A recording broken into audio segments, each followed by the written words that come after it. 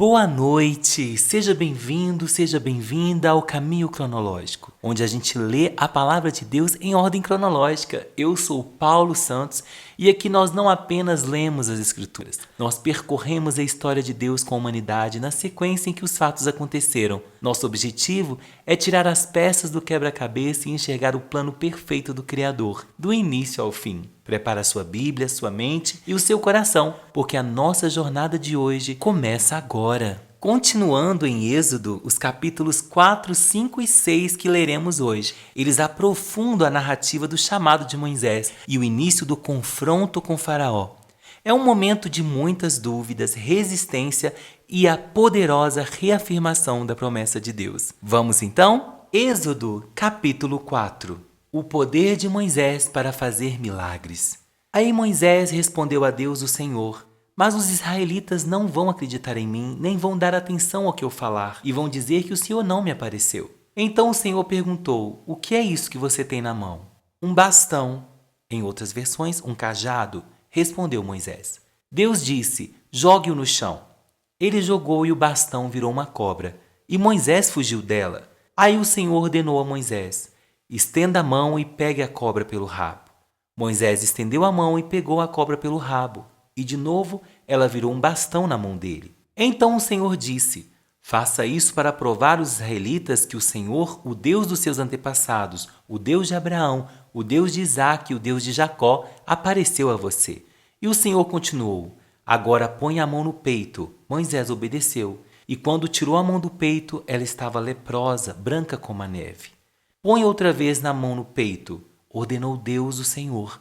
Ele pôs a mão no peito novamente, e quando a tirou, ela estava tão boa como o resto do corpo. Então o Senhor lhe disse: se com o primeiro milagre os israelitas não acreditarem em você e não se convencerem, então com o segundo vão acreditar. Mas se com esses 2 milagres ainda não crerem e não quiserem ouvir o que você disser, tire a água do rio Nilo e derrame no chão, que ela virará sangue.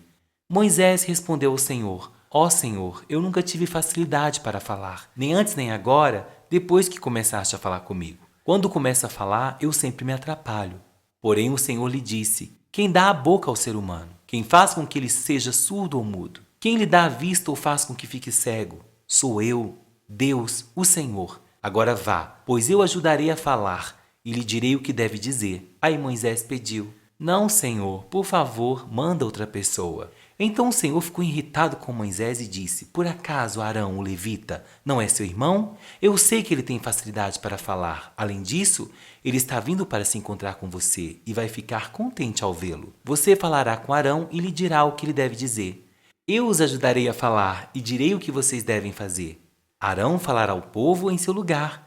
Ele será o seu representante e falará ao povo por você. E você será como Deus para ele, explicando o que ele deve dizer. Leve este bastão, porque é com ele que você vai fazer os milagres. Moisés volta para o Egito. Então Moisés voltou para a casa de Jetro, seu sogro, e disse: deixe que eu volte para visitar os meus parentes no Egito. Quero ver se eles ainda vivem. Vá em paz, respondeu Jetro. Quando Moisés ainda estava na região de Midian, o Senhor Deus lhe tinha dito: volte para o Egito, pois todos que queriam matá-lo já morreram. Então Moisés fez com que sua mulher e os seus filhos montassem um jumento e começou com eles a sua viagem de volta para o Egito. Moisés tinha na mão o bastão que Deus havia mandado que ele levasse. E mais uma vez, o Senhor disse a Moisés: eu lhes dei poder para fazer milagres. Quando você voltar para o Egito, esteja pronto para fazê-los diante do rei daquela terra. Mas eu vou fazer com que ele fique teimoso e não deixe o povo de Israel sair de lá. Então você lhe dirá que eu, Senhor, digo o seguinte: Israel é o meu primeiro filho. Já lhe disse que deixe o meu filho sair a fim de me adorar. Mas você não deixou, e por isso eu vou matar o seu filho mais velho. Durante a viagem para o Egito, no lugar onde Moisés e a sua família estavam passando a noite, o Senhor se encontrou com Moisés e procurou matá-lo. Aí Zípora, sua mulher, pegou uma pedra afiada, cortou o prepúcio do seu filho, e com ele tocou o pé de Moisés e disse: você é um marido de sangue para mim. Ela disse isso por causa da circuncisão. E assim o Senhor deixou Moisés viver. Nesse meio tempo, o Senhor disse a Arão: vá se encontrar com Moisés no deserto. Ele foi e se encontrou com Moisés no monte sagrado e o beijou. Moisés contou a Arão tudo o que o Senhor tinha dito quando havia mandado que ele voltasse para o Egito. E falou também dos milagres que Deus tinha ordenado que ele fizesse. Aí Moisés e Arão foram para o Egito e reuniram todos os líderes do povo de Israel. Arão contou-lhes tudo o que o Senhor Deus tinha dito a Moisés, e em seguida Moisés fez os milagres diante do povo. Todos acreditaram e quando souberam que o Senhor tinha vindo até eles e tinha visto como estavam sendo maltratados, eles se curvaram e adoraram a Deus. Êxodo capítulo 5. Moisés e Arão falam com o rei do Egito. Depois Moisés e Arão foram falar com o rei do Egito e disseram: O Senhor, o Deus do povo de Israel, disse: Deixe que meu povo vá ao deserto, a fim de fazer ali uma festa em minha honra. Quem é o Senhor? Perguntou o rei. Por que devo ouvi-lo e deixar que o povo de Israel vá ao deserto? Eu não conheço o Senhor e não vou deixar que os israelitas saiam daqui. Moisés e Arão responderam: O Deus dos hebreus veio falar conosco. Por isso, deixe-nos viajar 3 dias pelo deserto, a fim de oferecermos sacrifício ao Senhor nosso Deus. Se não formos, ele nos matará com doenças e na guerra. Aí o rei do Egito disse a Moisés e a Arão: Por que vocês estão atrapalhando o trabalho do povo? Façam com que aqueles escravos voltem ao trabalho. Ele disse também: Agora que há tantos israelitas no país, vocês querem que eles deixem de trabalhar? Naquele mesmo dia, o rei deu aos feitores e aos chefes de turma a seguinte ordem: Daqui em diante vocês não vão mais dar palha ao povo para fazer tijolos, que eles mesmos ajuntem a palha.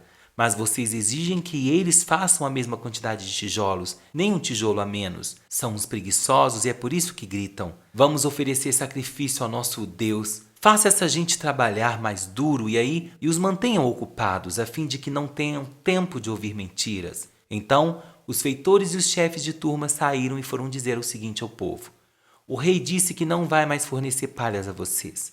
Eles mandam que vocês vão juntar palha onde puderem achar, mas terão de continuar fazendo a mesma quantidade de tijolos. Por isso o povo se espalhou por toda a terra do Egito, ajuntando a palha que sobrava das colheitas.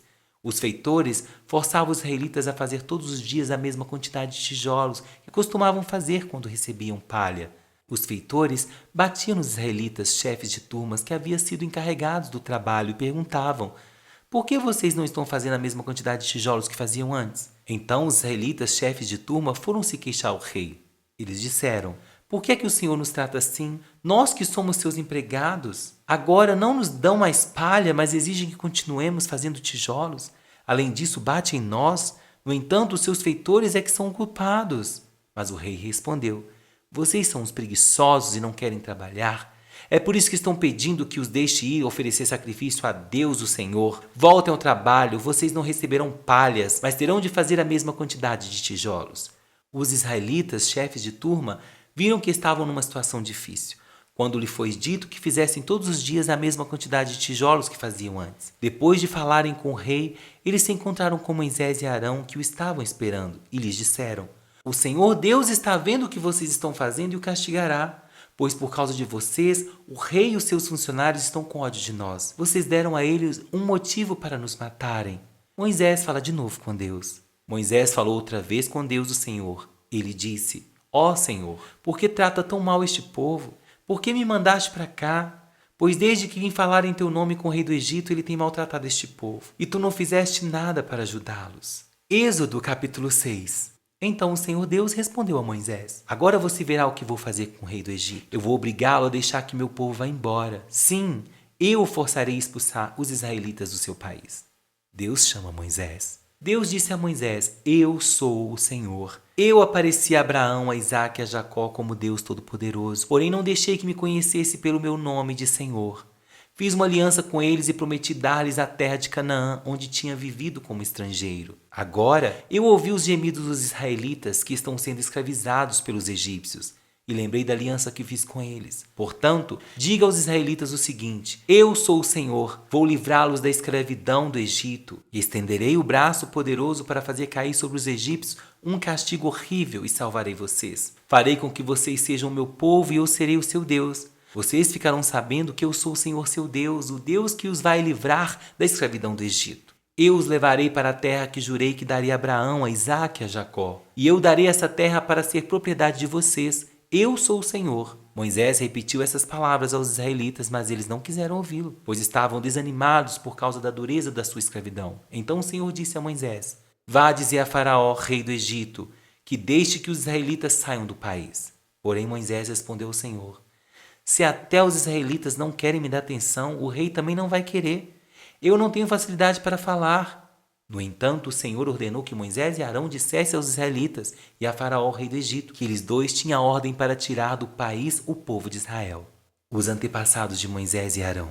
Esta é a lista do grupo de famílias dos antepassados de Moisés e Arão. Ruben, o primeiro filho de Jacó, foi pai de 4 filhos, Enoque, Palu, Esrom e Carmi. São esses os grupos de famílias de Ruben. Simeão foi pai de 6 filhos, Gemuel, Jamim, Oade, Jaquim, Zoar e Saul, filho de uma mulher cananeia. São esses os grupos de famílias de Simeão. Levi foi pai de 3 filhos, Gerson, Coate e Merari. Levi viveu 137 anos. Gerson foi pai de 2 filhos, Libni e Simei, e eles tiveram muitos descendentes. São estes os filhos de Coate, Anrão, Issar, Hebron e Uziel. Coate viveu 133 anos. Merari foi pai de 2 filhos, Mali e Muzi. São esses os grupos de família de Levi com os seus descendentes. Anrão casou com Joquebede, sua tia por parte de pai, e ela lhe deu 2 filhos, Arão e Moisés. Anrão viveu 137 anos. Issar foi pai de 3 filhos, Corá, Nefeg e Zicre. Uziel também foi pai de 3 filhos, Misael, Elzafã e Zitri. Arão casou com Eliseba, filha de Aminadab, irmã de Nasson. Ela lhe deu 4 filhos, Nadab, Abiú, Eleazar e Itamar. Corá foi pai de 3 filhos, Assir, Eucana e Abiasaf. São esses os grupos da família de Corá. Eleazar, filho de Arão, casou com uma das filhas de Putiel e ela lhe deu um filho chamado Finéias. São esses os chefes das famílias e dos grupos de famílias da tribo de Levi. Arão e Moisés foram os que receberam do Senhor Deus essa ordem: tirem do Egito as tribos de Israel. Foram eles que falaram com Faraó, rei do Egito, a fim de tirar de lá os israelitas. Deus fala com Moisés. Quando o Senhor falou com Moisés no Egito, ele disse: Eu sou o Senhor. Diga a Faraó, rei do Egito, tudo o que vou dizer a você. Porém, Moisés respondeu: Ó Senhor, eu não tenho facilidade para falar. Como é que o rei vai me ouvir? Glória a Deus! Nós podemos ver em Êxodo de 4 ao 6, Moisés diante da dúvida e a promessa da libertação. Vimos também o confronto com Faraó, a firmeza de Deus contra a opressão que o povo de Israel vivia. E também vimos a reafirmação da aliança do Senhor, o grande eu sou. Aleluia! Nós podemos ver Moisés enfrentando seus medos, meus irmãos? E as primeiras dificuldades da sua missão perante aquele povo, um pouco descrente. E o Senhor nosso Deus, ele reafirmou a sua identidade e o propósito, mesmo diante da resistência de Faraó. Ele sempre tem um plano de livramento. Quero deixar uma reflexão para vocês. Quando a situação piora, antes de melhorar, é o momento de olhar para quem Deus é, pois as suas promessas são mais fortes do que qualquer desespero ou qualquer oposição. Amém? E eu quero deixar uma pergunta para você refletir. Assim como Moisés, que questionou Deus várias vezes, e o povo que duvidou quando a situação piorou, em que momento da sua vida você precisa ouvir novamente o Eu sou o Senhor e confiar que Ele cumprirá suas promessas mesmo diante das adversidades? Confia no Senhor, meu irmão. Ele é grande, Ele é poderoso. Amém? Antes de irmos, vamos fazer a nossa oração? Senhor, meu Deus e meu Pai, obrigado, porque a Tua palavra nos mostra que mesmo em meio a grandes oposições que se levantem, os servos do Senhor também têm medo, têm dúvida e têm dificuldade. Por isso, Pai, nos ajude a nos lembrar quem Tu és e a confiar nas Tuas promessas, mesmo quando as coisas parecem impossíveis, Pai. Fortalece, Senhor, a nossa fé, para vermos a Tua mão agindo em nosso favor. Eu oro em nome de Jesus. Te agradeço porque até aqui o Senhor tem cuidado de nós, Senhor. O Senhor é bom e grande é a Tua fidelidade. Aleluia! Meus irmãos, muito obrigado por caminhar comigo hoje no Caminho Cronológico. Se este episódio falou o seu coração, não esqueça de compartilhá-lo com um amigo teu que também precisa ouvir a voz de Deus. E eu te espero no nosso próximo episódio, onde continuaremos desvendando a história da salvação, um passo de cada vez. Fique na paz do Senhor e até a próxima.